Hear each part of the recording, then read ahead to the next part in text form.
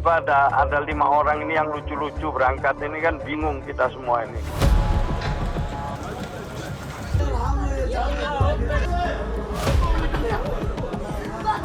Di Gaza sedang terjadi sesuatu hal yang melukai kemanusiaan kita. Mereka foto bersama Presiden Israel sambil senyum-senyum. Jadi mereka lihat itu, jadi ini sebenarnya melukai perasaan gitu.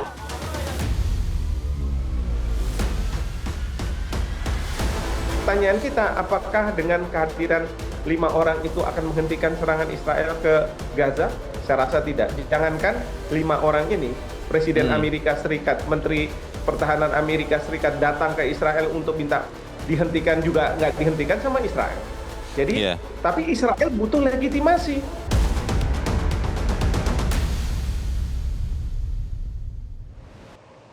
Pemirsa, warga negara Indonesia yang menemui Presiden Israel Isaac Herzog ternyata tidak hanya 5 pemuda NU, namun ada juga beberapa orang lainnya, termasuk pemimpin jemaat Yahudi Rabbi Yakub Baruk. Yakub adalah satu-satunya rabi yang bisa dijumpai di Indonesia. Yakub merupakan pemimpin jemaat Yahudi di Sinagog Syar Hasmaim yang berlokasi di Tondano, Kabupaten Minahasa. Rabbi Yakub mengunggah pertemuannya dengan Presiden Israel di akun medsosnya. Foto itu hanya memperlihatkan Rabbi Yakub bertemu dengan Herzog, sedangkan anggota rombongan dari 5 pemuda NU tidak terlihat dalam frame.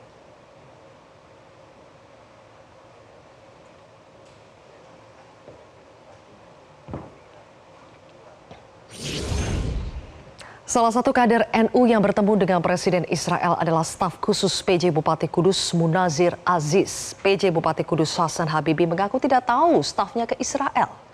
5 kader NU bertemu langsung dengan Presiden Israel. Salah satunya adalah staf khusus bidang strategi dan komunikasi PJ Bupati Kudus Munawir Aziz. Namun PJ Bupati Kudus Hasan Habibi mengaku tidak tahu keberangkatan Munawir ke Israel. Hasan akan segera meminta klarifikasi untuk menentukan sanksi yang akan diberikan.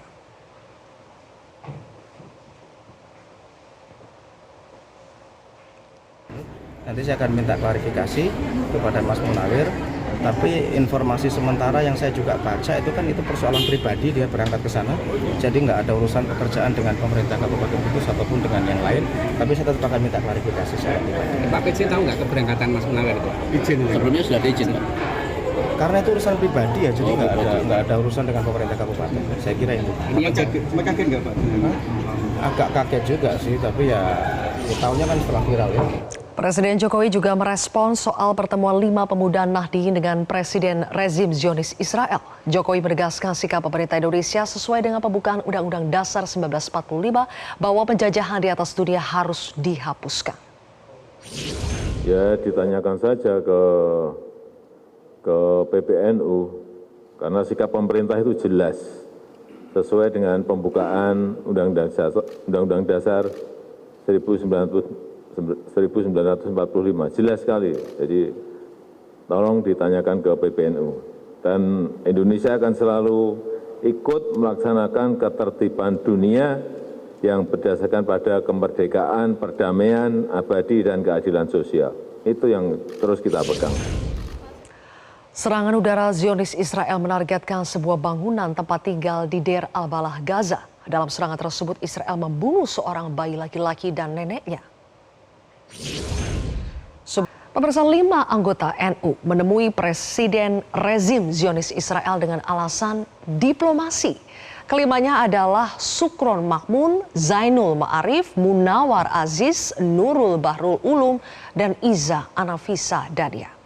Mereka mengaku sebagai filsuf agamawan. Anggota NU Zainul Ma'arif di sini kemudian pergi menemui Presiden rezim Zionis Israel Isaac Herzog di tengah makin gencarnya genosida Israel terhadap Palestina. Zainul beralasan ia sedang menempuh jalan diplomasi melalui diskusi, gagasan. Namun pemirsa, cara-cara diplomasi sejauh ini terbukti kok tidak pernah berhasil diterapkan dalam kasus penjajahan Israel terhadap Palestina.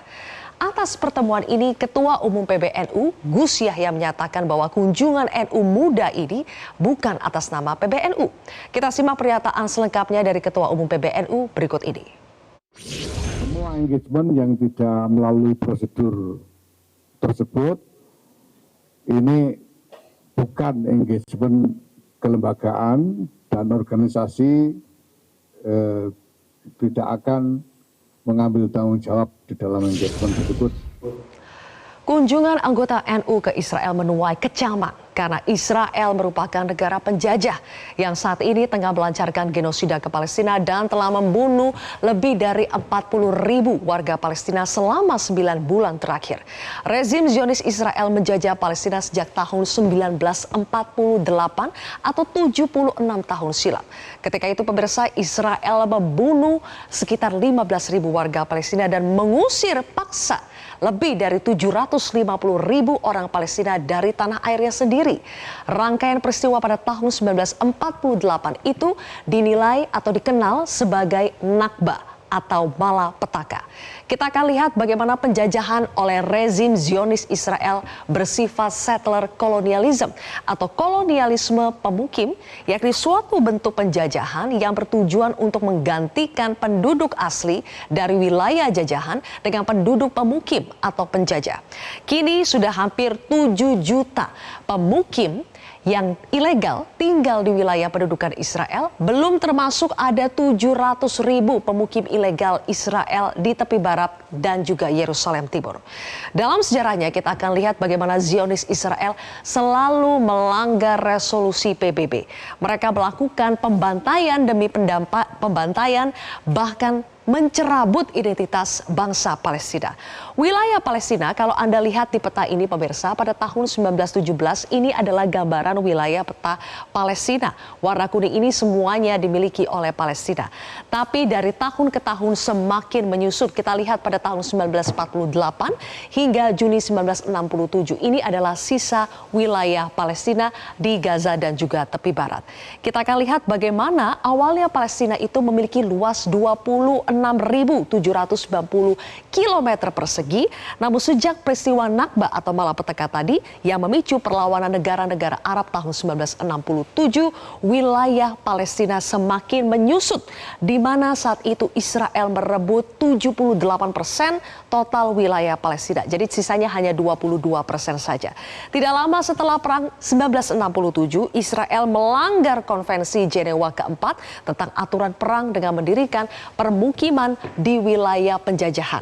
Kita lihat di sini bagaimana kami arsir wilayah yang berwarna kuning ini artinya sudah diduduki oleh penduduk-penduduk Israel dan ini menjadi wilayah penjajahan Israel. Terlihat pada tahun 1994 hingga sekarang, wilayah tepi barat hanya terlihat seperti titik-titik kecil saja. Di sini tinggal titik-titik kecil saja. Bahkan pada tahun 2024 Israel telah merebut sampai 23,7 km persegi tanah Palestina di tepi barat yang diduduki. Jumlah ini pemirsa jauh lebih besar dari luas tanah Palestina yang direbut Israel dalam 20 tahun terakhir. Seruan tokoh dunia, ada Paus Fransiskus, tokoh dunia lainnya termasuk juga Presiden Joko Widodo tidak bisa menggoyahkan penjajahan Zionis Israel yang terus saja mencaplok wilayah Palestina. Israel seolah memiliki impunitas atau kekebalan dan juga bebal akan kecaman dunia. Hingga kini rezim Zionis Israel masih saja ngotot memperluas permukiman ilegal mereka di tanah Palestina dengan melakukan serangan-serangan baik di Gaza maupun tepi barat. Belakangan, Perdana Menteri Israel Benjamin Netanyahu menyatakan sudah menyiapkan ratusan juta dolar Amerika untuk membangun permukiman ilegal Zionis di Gaza, Palestina. Dan pemirsa, ketika kita sudah melihat kenyataan demi kenyataan ini dengan sejarah panjang kekejaman Israel di Palestina dan juga ketidakpatuhan Israel terhadap desakan PBB dan dunia untuk menghentikan kependudukan Israel di Gaza dan tepi barat Palestina, lantas mau apa 5 anggota NU menemui Presiden Israel? Apakah 5 anggota NU ini merasa bisa membangun diplomasi dengan Israel?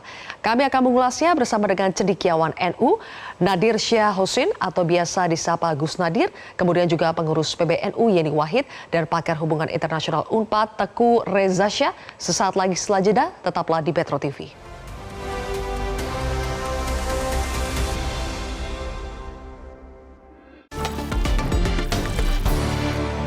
Jelajahi cara baru mendapatkan informasi. Download Metro TV Extend sekarang.